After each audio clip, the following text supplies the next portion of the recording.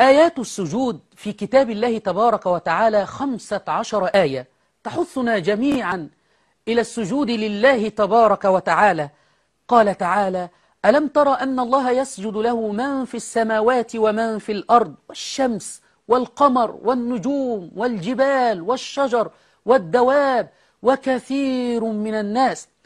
ولكن المشركين أبوا أن يسجدوا لله وحده لا شريك له، وإذا قيل لهم اسجدوا للرحمن قالوا: وما الرحمن أنسجد لما تأمرنا؟ وزادهم نفورا.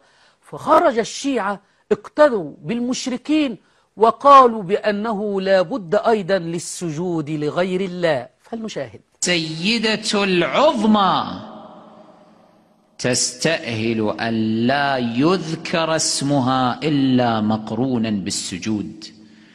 إذا كان اسم المهدي من آل محمد عليهم السلام ذلك الاسم الخاص الذي يستدعي القيام، لا يحق لأحد أو لا يصح لأحد حين يذكره إلا أن ينهض قائما، فإن اسم الزهراء عليها السلام يستأهل أن لا يذكر على لسان أحد إلا أن يسجد.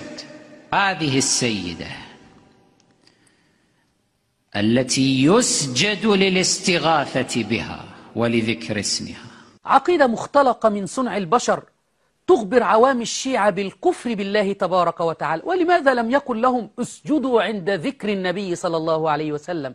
لأنهم يرووا كما جاء عند المجلسي في بحار الأنوار أن فاطمة أن الله قال: يا محمد عياذا بالله لولا علي لما خلقتك ولولا فاطمة لما خلقتكما، فهي أفضل من النبي في دين الشيعة يسجدون لها من دون الله.